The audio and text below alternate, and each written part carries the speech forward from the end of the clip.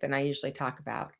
I watched a video the other day where someone in government just said that you could give yourself a raise without making more money. And I just wanted to pipe in on this and share a little bit because uh, it's not actually true. And not everybody knows, not everybody understands. And maybe you're in a place where you heard it too, and it's not sitting right with you. So, the video I saw was from Treasury Secretary Scott Bessent. Now, I want to say first off, this is not a political post. This is not a political comment. This is just a comment on something that I think was not worded well and can certainly be open to misinterpretation that could affect people in negative ways. So, Treasury Secretary Scott Bessent was talking about how Americans could give themselves, and he used these terms, which is what my challenge is, a real wage increase by changing their tax withholding. And I was like, what? So I listened to the whole video, a couple minutes. And of course, that sounds good. It sounds empowering. It sounds like, yeah, how can I skip? How can I not pay as many taxes, right? Like we're always wanting to have ways that we can be legal, but also um, save as much as possible. And so as I listened to that, I'm like, that's not what it sounds like. And so I thought we could talk about this. And if you are live or if you're watching the replay, if you watch the video, tell me what you thought. If not, go watch it and then tell me what you think. But let's break this down for real life, because if you are somebody who gets a W-2 and that when you get paid, your taxes are taken out ahead of time, right? That's what they call withholding. So if you change your withholding, then you have less tax taken out each paycheck. So, yes, then your paycheck looks bigger and that feels great, right? Like that's the money that you made is already owed. So it's not a raise, those words that he used. It is not a raise. It's shifting when you pay your taxes. So, just to give you a simple example of this, let's say that you get $2,000 for your paycheck every week or 2 weeks or whatever, and 400 of it goes to taxes. So, then you adjust your withholding. And so now only 200 is going to taxes. So now instead of your paycheck being $2,000, it's $2,200. Okay, cool. That feels awesome. That feels like a win. That feels great. But at the end of the year, when it's time for taxes, you still owe that full amount, which could be probably about 5 grand. So if um, so instead of getting a refund, then you'll owe that money. Now, here's why I think something like this could be suggested. And I just want to share with you again, this is just my opinion. But why would the Treasury Department suggest that? Well, first thing is, and this is a great thing, yes, it puts more cash in people's hands right now, right? And so when you have more cash, then you have and you have people making more money in their paycheck, then they're going to spend more. And when the spending goes up, the economy looks stronger. And so on paper, it's going to look like things are improving if so many people go and make that adjustment on their withholding. And that way we have less conversation around slowdowns or recessions or things like that, and we create more confidence and um, more momentum in the market, right? So that makes sense. That's why the government would do that.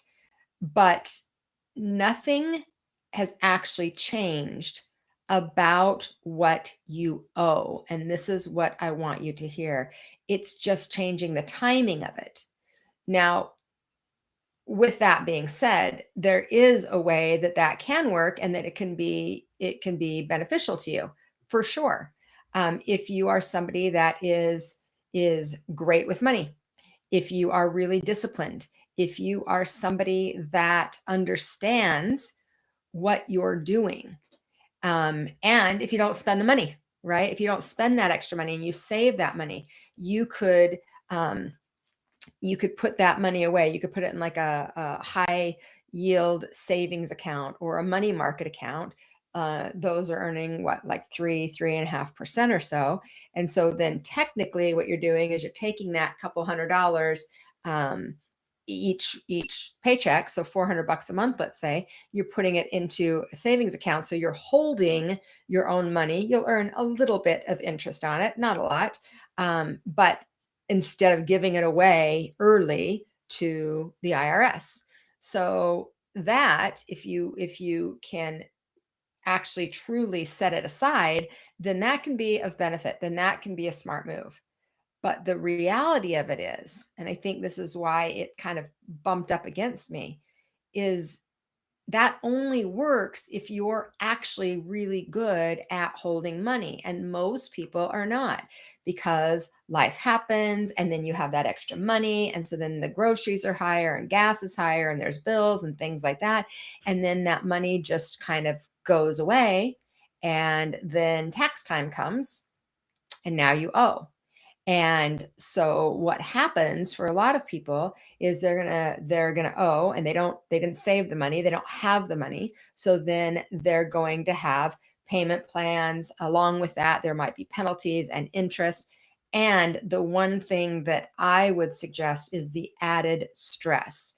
So now instead of just paying what you're owed, you're paying more, right? You're paying the interest and the penalties and things like that. And that can turn into a cycle where every single year it gets harder and harder to catch up. And I've watched clients do this. It's one of the reasons that I wanted to jump on here and share a topic that I generally don't share about. I'm not an expert in this, but I've lived a life and I have made a lot of money and I've paid a lot of taxes, and I can comprehend how this could be something that could look really great. I'm thinking even of like for the younger generations, and it isn't. And then we think about, if it's harder and harder to catch up every year, then it gets heavier and it's more overwhelming. And I wanted to give you guys just a heads up if you saw this, because it felt very misleading to me. And I think that we already have enough challenge. There's already enough stress. There's already enough worry happening, that I want you to feel steady and clear and focused and um, in charge and in control of the choices that you're making. And I also think that there's an important piece that we don't talk about enough when we're talking about money, and that is the stress around it. Because when you owe money, especially money that you've forgotten about, that you didn't expect, I think especially we get activated by the IRS, and that creates a real emotional and physical response in the body. It's not just um, a number on a piece of paper. It's, we experience a tightness in our chest, the pit in our stomach, the worry for days and days, every day, months and months. How am I going to handle this? How am I going to pay for this? And we usually go into it with great intentions, right? How many of you have gone into it and said, well, I'm just going to use this money right now, but by next year, I'll be in this better place. But you didn't account for lifing, right? And so then that stress hits and our nervous system shuts down. It shifts into like this, into survival mode. And when you're in that state, then you don't think clearly, you don't make great decisions, you react instead of respond. And that stress doesn't just affect your finances. It affects your health, it affects your sleep, it affects your relationships, it affects your overall well-being. And so we can think about that from the practical place. And then I want to look at the energetics of it, because when you're constantly in stress around money, you are draining your energy, your life force energy, right? Your nervous system is shutting down. And whatever you call that, you start to feel unsafe. And it's not just unsafe financially, although that's one way, but you start feeling unsafe in your body. And when your body feels unsafe, everything in your life feels heavy. Can you relate to this? Right. So when I heard the um, Treasury secretary suggesting that, oh, you could get a raise now, I thought, wait, what the hell? Like, to me, it's it starts activating a part of somebody, as part of people that feel like, oh, okay, that's something that I could do, and I could have an extra $3,000 or $4,000 during the year, and that'd be great. That would pay for this, that, or the other. And so I'm not wanting to activate fear, but I do think it's important to have some awareness around this, because one financial decision that seems kind of small, it seems like it's no big deal, and that's the way that it was said, um, can create a ripple effect that then impacts how you feel. Maybe not right away because you're like, hey, I got the extra couple $100, the extra $400 a month, whatever. But once tax time comes around, once that money is due, if you don't have it, then okay, now you got to put it on a credit card. Now you're paying 20% interest on it, or you have to make payments. Now maybe you're feeling shame or guilt around the fact that you're doing that. And uh, it's not, I guess part of me was like, I was thinking about like people my son's age, right? And I was thinking about, especially my younger son, like he may not necessarily understand that. Now, of course, I will talk to him about that. And I have talked to him in the past, but I will talk to him again. He may not necessarily understand that. Maybe some of us in even in our age range, many of my community are entrepreneurs. So this doesn't necessarily apply to us because so many of us are entrepreneurs, or 1099, we own our own business, etc. Um, but it's important to start to recognize that, you know, words matter, and we need to use the correct words. And the words that were used were not correct.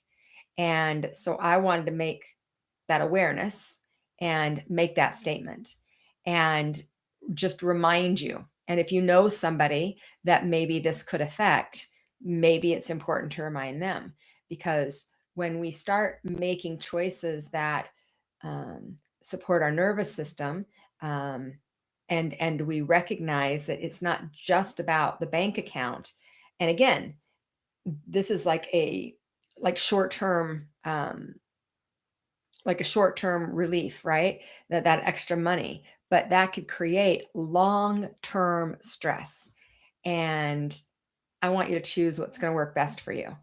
There were times in my life, I've never been a W-2 employee since I was a teenager, but I have had big moments in my life where I was literally barely getting by. Like, I'm talking welfare and food stamps, and struggling to make ends meet, struggling to make enough money to pay for my baby, to have enough food to eat when I was a teenager. And so what I know is when we get into that money stress, and when it hits us really hard, it it it's not just about the bank account. It moves into our body, and our mind literally can take over, like an obsessiveness. And I have so many clients that I've seen this with over the years.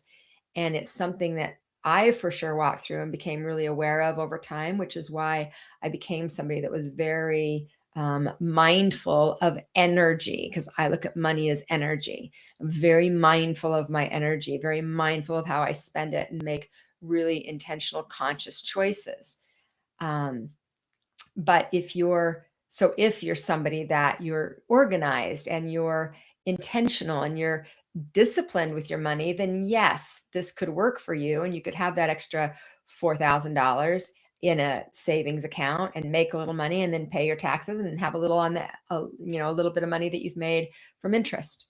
But if you're not like 100% confident in your ability to do that right now, then that is probably not the move for you.